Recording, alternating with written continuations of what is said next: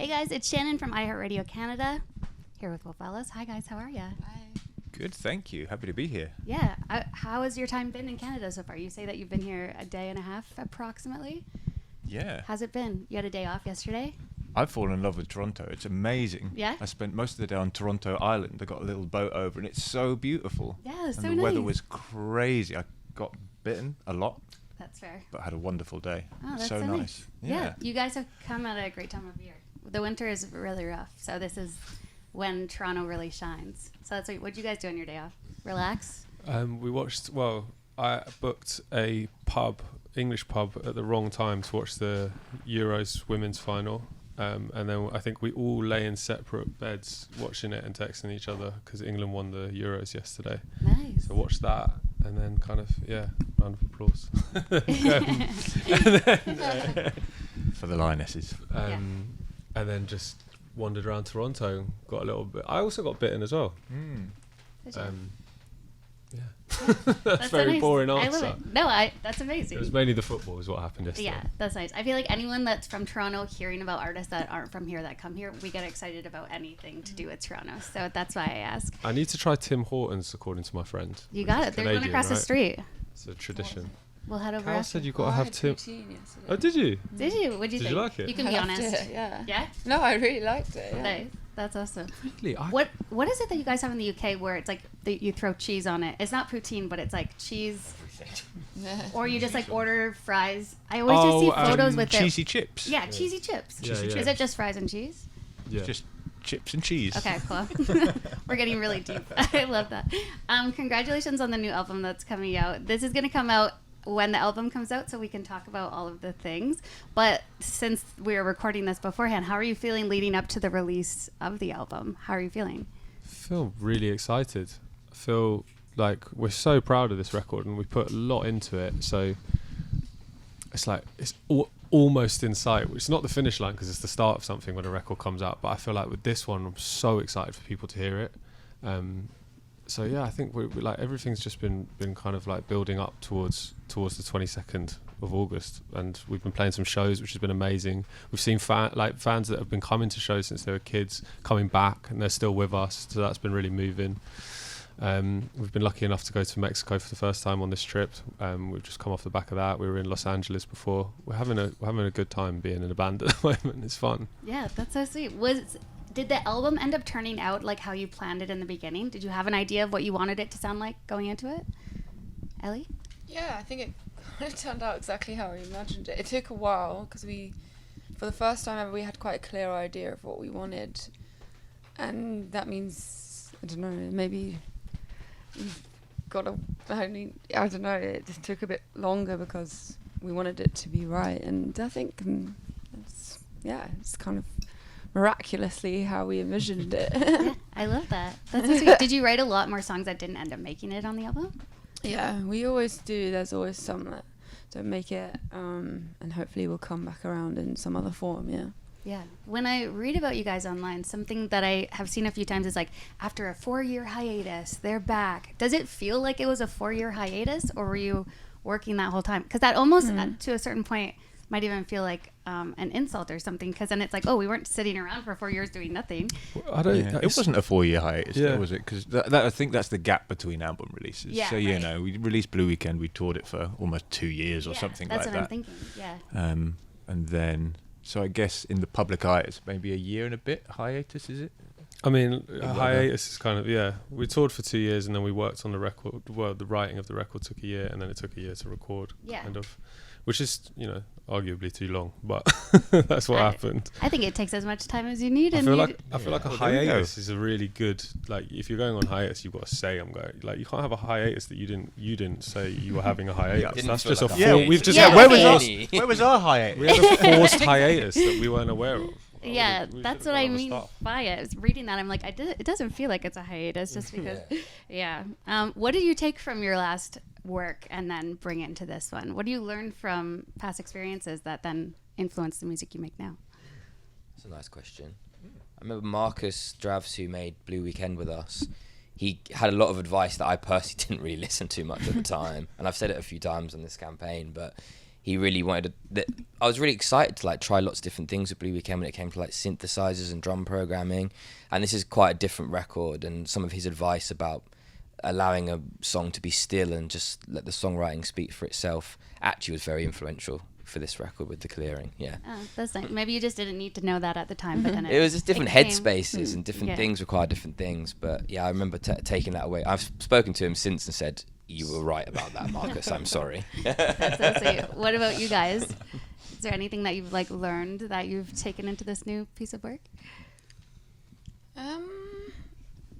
Even with like writing or musically or yeah, I think like more to what Joel just said, like just trying to not put every idea into the record and kind of choose your best ideas and refine them and yeah, leave space, which is really hard. But yeah, I think that's something we've not done too much of before and had to learn along the way.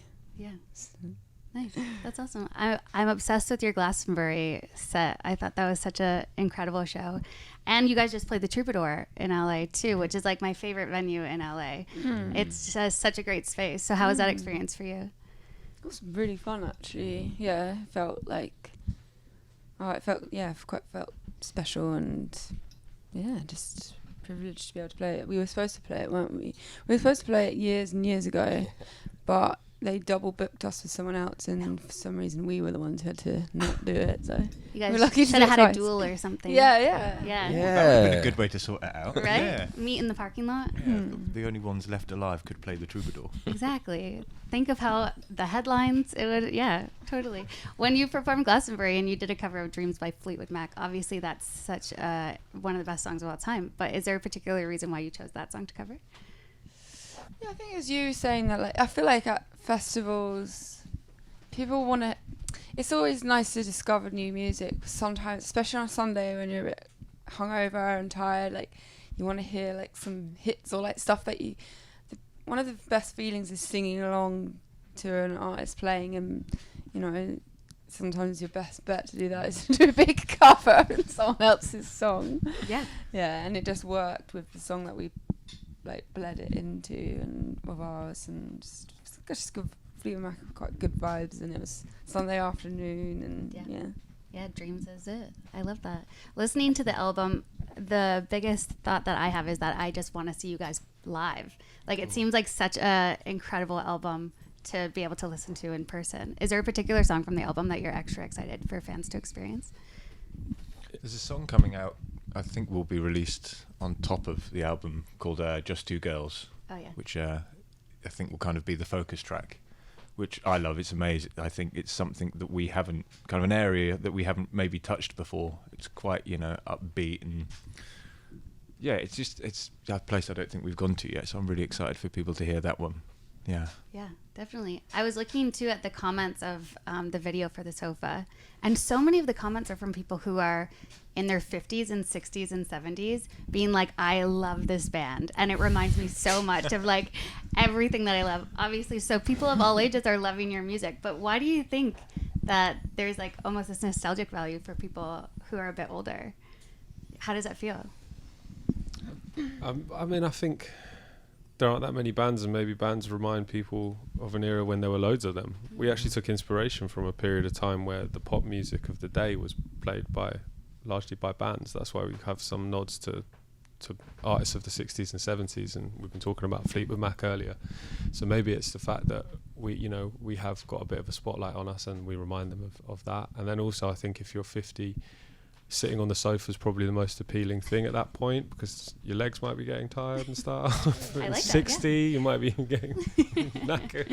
They're like, finally a song about finally a song that speaks to me, written by people younger than me about my experience. Yeah, no, I love that. That's so sweet.